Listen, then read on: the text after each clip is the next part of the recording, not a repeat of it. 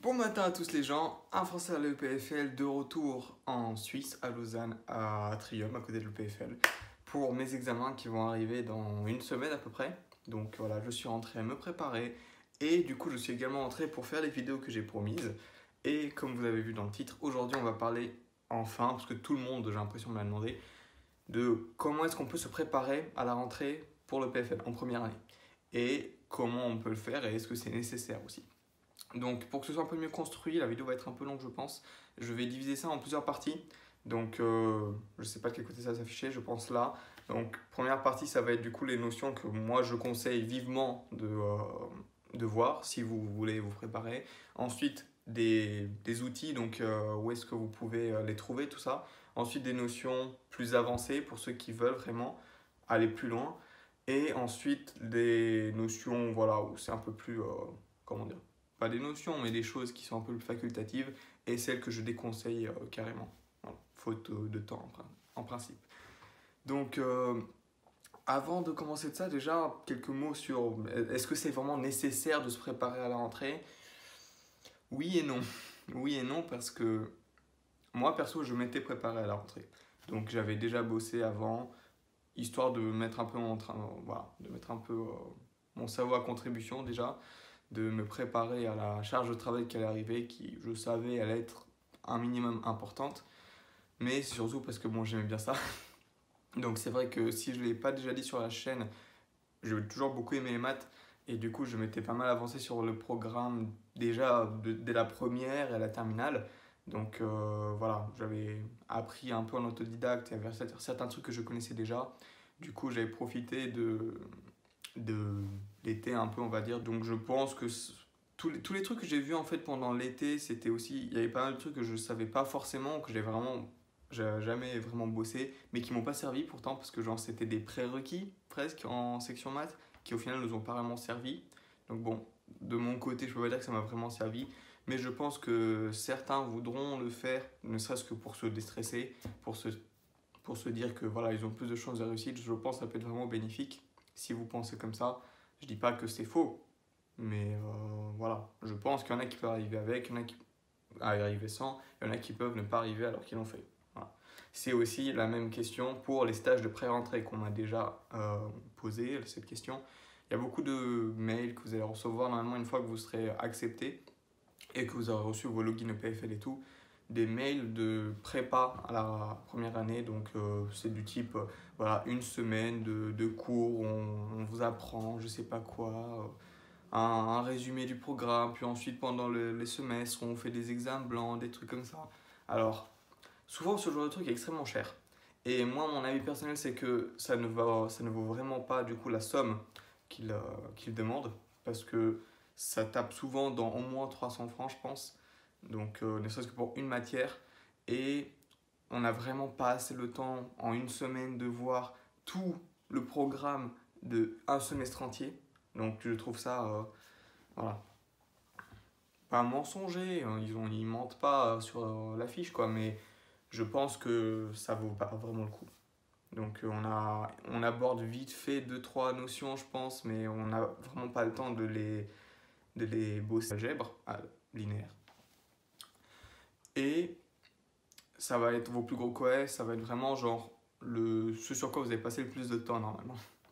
Donc les premières choses à voir, bon, c'est d'abord si jamais vous avez vraiment des grosses difficultés sur des points du programme de terminale, vous revoyez-les.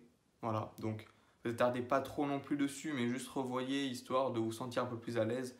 Voilà, vous n'êtes pas obligé de refaire vraiment beaucoup d'exos, mais histoire que ce soit moins un peu plus frais dans votre tête. Ensuite, on va aborder les choses qui vraiment genre n'ont pas du tout été abordées en terminale, donc très superficiellement, et qui sont très très importantes. Notamment, je parle de la logique, logique élémentaire, donc logique au sens mathématique, donc logique des propositions, avec voilà, des et, des ou, des quantificateurs, il existe pour tout, des négations de tout ça, des contraposés, des implications, voilà, tout ce genre de choses. Donc manipuler un peu tout ça, donc c'est quelque chose de très important. Vous allez voir, on l'a un peu vu en terminale quand même avec les quantificateurs, il existe et pour tout, et peut-être même la contraposer pour certains.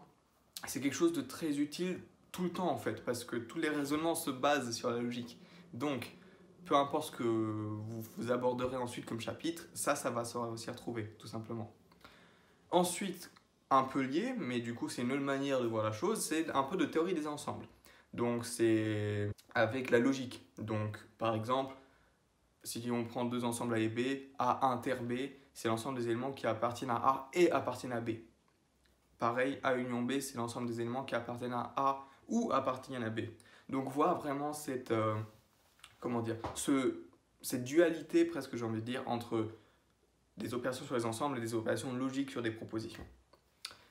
Voilà. Ensuite, quelque chose qu'on n'a pas du tout vu, c'est des applications, donc dans un sens très très général, algébrique, donc dans le sens vraiment, condolez-nous au sens fonction en quatrième, qui est, on associe à chaque élément d'un ensemble un autre élément d'un autre ensemble, qui va être appelé son image. Donc, voir dans le sens le plus général, et ensuite voir deux, trois notions très basiques sur les applications, notamment ce que c'est que l'injectivité, la surjectivité, la bijectivité. Ces trois-là, vous allez en entendre beaucoup parler. Ensuite aussi, bon, la notion d'image, préimage, ça a peut-être déjà été un peu vu. Ensuite aussi la restriction et le prolongement d'une fonction. Voilà, donc encore une fois, j'entends dans le sens, pas une fonction d'une application, mais dans le sens le plus général possible. Donc pas forcément dans des ensembles de nombres, des ensembles juste d'éléments quelconques qui n'ont pas de propriété forcément, donc juste qui portent des noms A, B, C, D par exemple. Voilà. Je vous laisserai chercher après tout ce que veulent dire les mots que je viens de dire. Ensuite, ce qui est très important aussi, c'est les types de raisonnement. Donc notamment, on a déjà un peu vu des raisonnements par l'absurde, normalement des raisonnements par récurrence, ça on en a même beaucoup vu en terminale, mais on a surtout certaines situations et qu'il est bon de savoir parce qu'au final, c'est carrément la même logique. C'est juste une manière un peu différente de la poser qui des fois peut être plus utile. Aussi le raisonnement par analyse-synthèse qui est un truc un peu vache à comprendre je trouve au début, mais qui est extrêmement utile aussi, qu'on n'a pas du tout vu en terminale, vraiment pas. Peut-être un peu, non on avait vu un peu un truc qui ressemblait en spémat, mais bon, tout le monde a peut-être pas fait spémat. Ensuite, les différentes notations avec les sommes, donc le grand sigma majuscule, donc ça on a normalement un peu vu. Mais aussi voir du coup la notation pour un produit. Donc il y a une notation similaire avec un pi majuscule, donc qui est comme un pi mais plus grand. Voilà, là il n'y a pas de surprise. Et du coup, voilà, s'entraîner un peu avec ces deux symboles, bien comprendre comment marche le truc avec l'indice en bas, l'indice en haut, etc. Vraiment être à l'aise avec les sommes et les produits, notamment voir des cas classiques et qu'il est très important de savoir comme genre les sommes et les produits télescopiques. Voilà, s'entraîner sur des petits exos comme ça, vous pourrez en trouver, il n'y a pas de souci. Ensuite, les polynômes. Donc les polynômes, j'entends pas forcément les polynômes du second degré, trouver les racines et tout comme on l'a fait en première, plus les polynômes dans un sens, disons, général. Donc voilà, donc une somme de AN plus XN plus N-1, XN-1, ainsi de suite jusqu'à 0. Donc voir un peu des généralités sur les polynômes et notamment, si vous voulez pas trop rentrer dans les détails, voir surtout un truc qui va être extrêmement utile et qu'il est important de maîtriser, c'est la décomposition en éléments simples.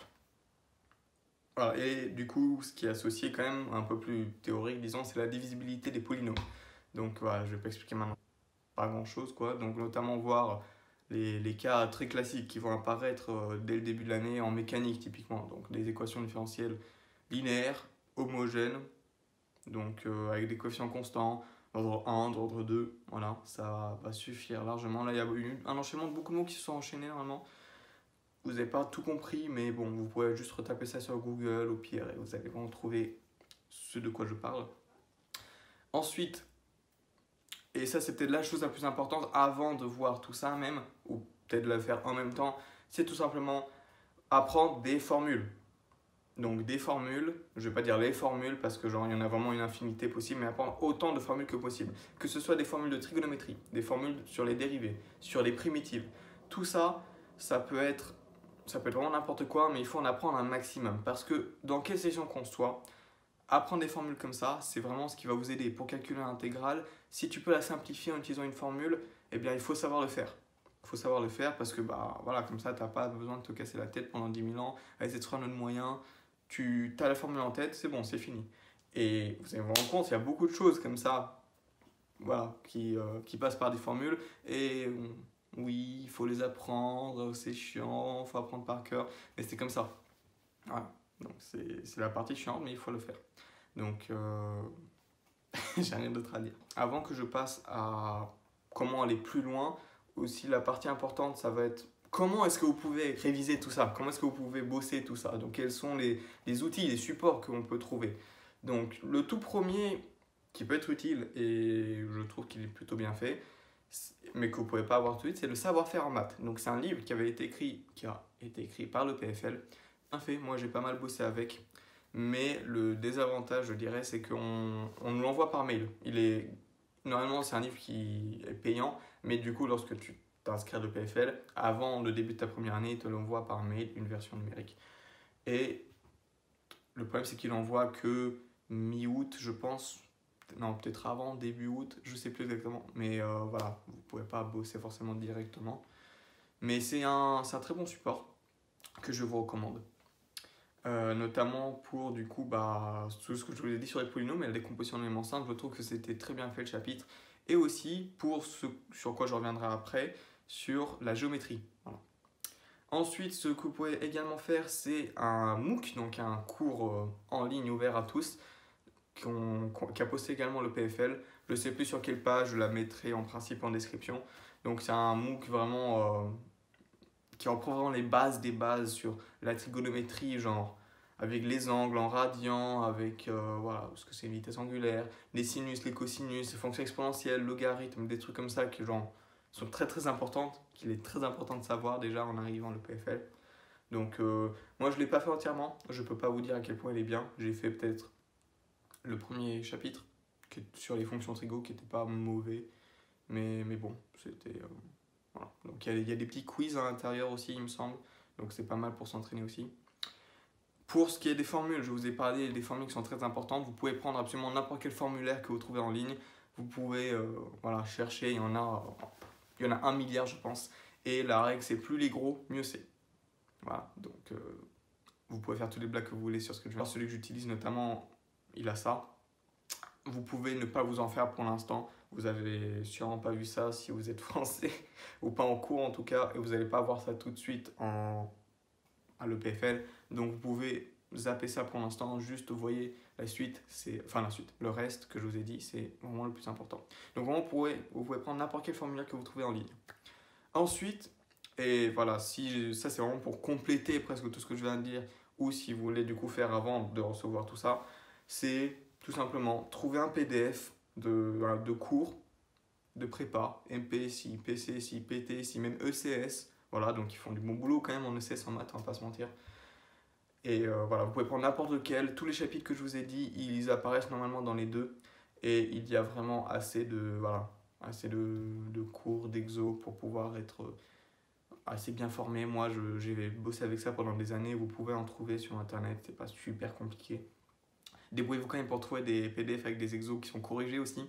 Sinon, vous aurez un peu le seum.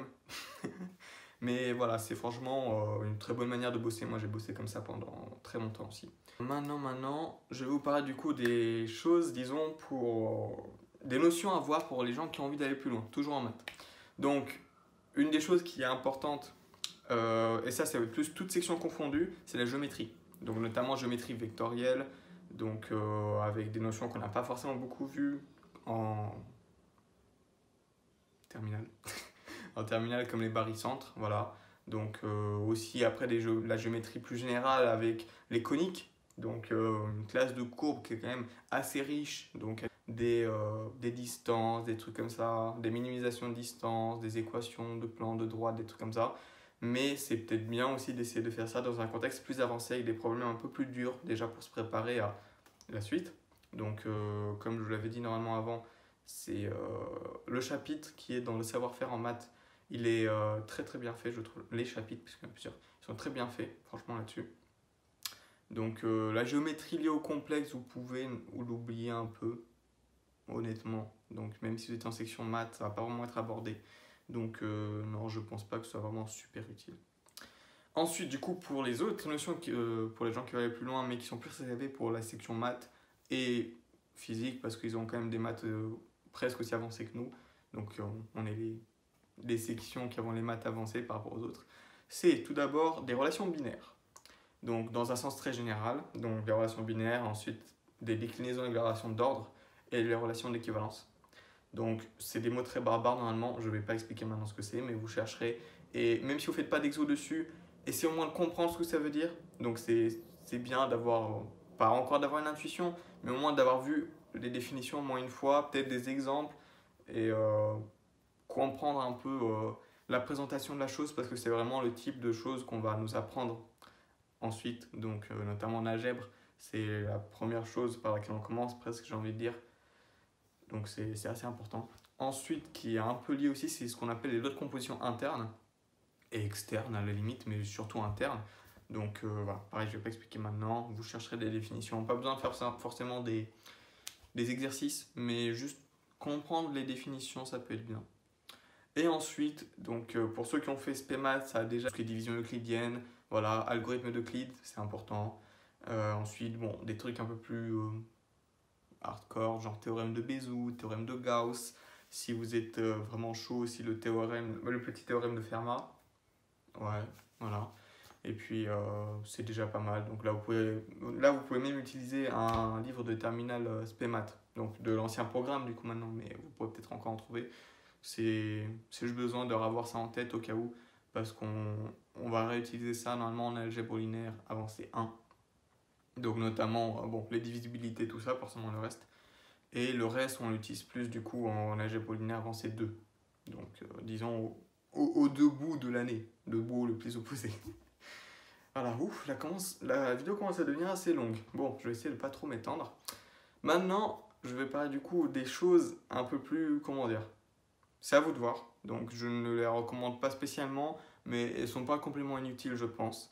C'est notamment une chose qui est pas vraiment à réviser, c'est un MOOC et un livre, pareil, qui est normalement payant, mais qu'on nous envoie gratuitement en version numérique, qui s'appelle Apprendre à étudier, qui a été, oh là, j'y arrive pas ce matin, qui a été écrit par le PFL pour les élèves qui du coup arrivent dans le supérieur, arrivent à l'université et qui n'ont jamais vraiment appris à bosser par eux-mêmes, ou en tout cas pas dans un contexte comme ça où on est vraiment très très autonome, on peut faire vraiment, on est vraiment laissé voilà, libre de faire ce qu'on veut, et du coup on n'arrive pas forcément à avoir une autodiscipline de travail, ce genre de choses. Donc je ne l'ai pas du tout lu ce livre, donc ce que je veux dire c'est aussi un peu hypothétique. On nous a parlé, il est quand même pas trop mal de ce que j'ai compris. C'est plutôt bien, je pense, louper le train en marche, et du coup ils veulent se préparer un peu, ne serait-ce que psychologiquement. Ça, je pense que ça peut être bien. Notamment, ça peut leur donner des idées du coup de méthodes de travail à utiliser, de méthodes d'organisation. Ça peut être utile. Voilà. Ensuite, si vous n'êtes pas vraiment stressé, si vous ne pensez pas vraiment avoir de problème, ou soit de méthode, soit genre que vos méthodes sont mauvaises mais que vous arriverez à vous adapter, je pense que c'est vraiment pas nécessaire. Moi, je l'ai pas lu, je m'en suis pour l'instant assez bien porté. Voilà, donc c'est encore une fois mon avis. Il y en a qui peuvent avoir eu des expériences différentes. J'essaie d'être le plus exhaustif possible, mais c'est compliqué des fois. Donc ça, c'est vraiment à vous de voir pour le coup. Ensuite, et enfin, je vais finir par ça, c'est les choses que je déconseille. Donc vous m'avez entendu parler de maths pendant à peu près 20 minutes et quelques là. Je n'ai pas parlé une seule fois de physique, de chimie, d'informatique, de programmation, de n'importe quel autre type de science que vous pouvez espérer faire, de la biologie, je ne sais pas. Je n'ai pas recommandé de le faire pour la simple et bonne raison que ce n'est pas d'une importance majoritaire. Comme je vous l'ai dit au début, les mathématiques, donc peu importe la section où vous serez, en tout cas en premier semestre, ça va être vraiment la partie la plus importante de votre temps, ça va être les plus gros coefficients, donc c'est vraiment ce sur quoi vous devez vous focaliser. Donc que ce soit pendant le semestre ou même avant, si vous voulez bosser. Donc je pense que c'est vraiment mieux de bien se préparer en mathématiques, surtout qu'il y a beaucoup de choses, notamment en physique, bon enfin, non pas beaucoup, mais disons que si on est déjà à l'aise avec les maths, ça nous fait quand même plus de temps peut-être pour réviser la physique. Voilà, donc Et il y a peut-être certains points qui se retrouvent vraiment dans le programme, donc notamment les équations différentielles. Voilà, bon, grosso modo, c'est ça, le reste, pas forcément. Mais voilà, surtout, je pense, en tout cas, c'était mon ressenti à moi, la physique, au premier semestre, c'était pas super compliqué. Non, c'était relativement compliqué quand même, mais c'était pas compliqué de prendre le train en marche. Donc, si on suivait bien les cours, c'était voilà, c'était moins compliqué à bosser, je pense, que les maths. Donc, je pense qu'il n'y a vraiment pas besoin de se préparer avant. Si juste on bosse dès la rentrée comme il faut, ça suffit largement. Aussi, du coup, bah, c'est un peu la même chose pour la chimie. Mais en plus de ça, la chimie, tout le monde n'en fait pas, contrairement à la physique. Donc, il n'y a que certaines sections qui en font. Moi, par exemple, j'en ai pas fait du tout. Les infos et Syscom, ils vont pas en faire du tout non plus. Donc, voilà, ceux qui font la chimie, c'est ceux qui potentiellement en auront besoin. Donc, ça veut dire les sciences de la vie, les sciences de l'environnement, bah, la chimie, typiquement. Peut-être pour la chimie, oui, c'est peut-être important quand même de voilà, tâter un peu la chose parce que c'est quand même votre matière principale, il me semble. Donc, pour ceux qui m'écoutent et qui veulent aller en chimie, vous êtes des exceptions, ce serait bien de bosser les chimies. Ouais.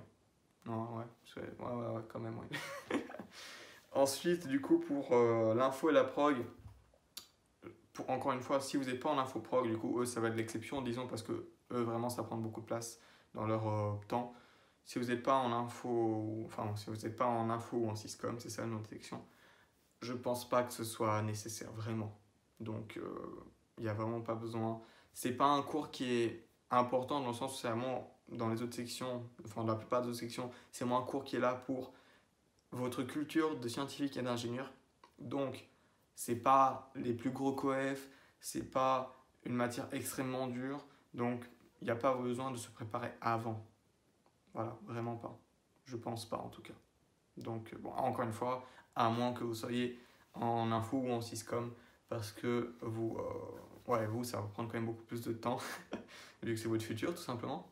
Ça va prendre beaucoup plus de temps et beaucoup plus de crédit, et du coup, je pense que c'est peut-être bien, si jamais vous n'en avez jamais fait, de quand même commencer à tâter un peu la chose. Bon, voilà. Sur ce, je vais peut-être m'arrêter là, ça commence à faire long comme vidéo, donc 25 minutes, 26 minutes presque. Donc merci à ceux qui sont arrivés au bout de cette vidéo, qui m'entendaient parler à présent. Donc j'espère que ça vous a plu, j'espère que ça a répondu à peu près à toutes les questions. Si jamais vous en avez d'autres sur des précisions que je pourrais apporter sur certaines notions, sur comment trouver les outils dont j'ai parlé, etc., posez-les-moi en commentaire ou sinon envoyez-moi un DM sur un français à l'EPFL, un français à l'EPFL sur Instagram. Je répondrai normalement, peut-être même plus que sur les commentaires YouTube. Donc vous pouvez m'envoyer un message, je vous répondrai avec plaisir.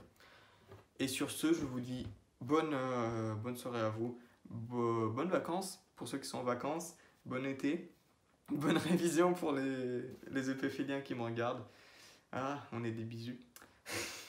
Et puis voilà, on va faire ça. Allez, à toutes.